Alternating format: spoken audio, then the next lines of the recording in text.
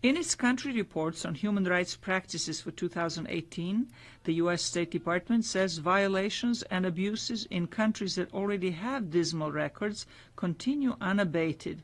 U.S. Secretary of State Mike Pompeo singled out China for its treatment of its Muslim minorities. Today, more than 1 million Uyghurs, ethnic Kazakhs, and other Muslims are interned in re-education camps designed to erase their religious and ethnic identities. Venezuela is cited for extrajudicial killings, the stifling of free expression, and restrictions on political participation. The human rights situation in Venezuela is terrible. I think it's well documented in this report, and of course this report goes through the end of last year, and it's gotten only worse since then. While the report condemns the Saudi government in connection with last year's killing of journalist Jamal Khashoggi, it does not name the chief suspect in the case, Crown Prince Mohammed bin Salman.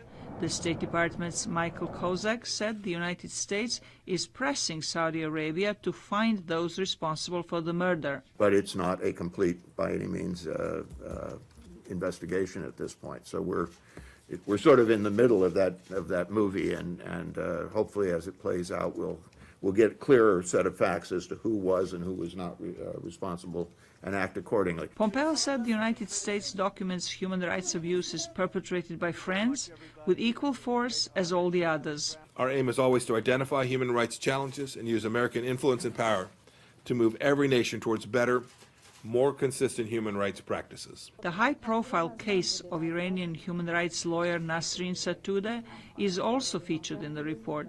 Sotoudeh was arrested in June and sentenced to 38 years in prison and 148 lashes. The sentence is beyond barbaric.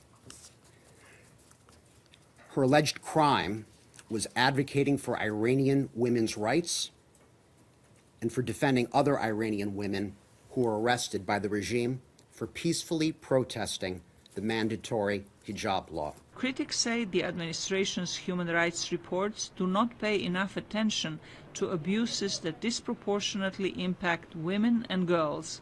Zlarica Houk, VOA News, Washington.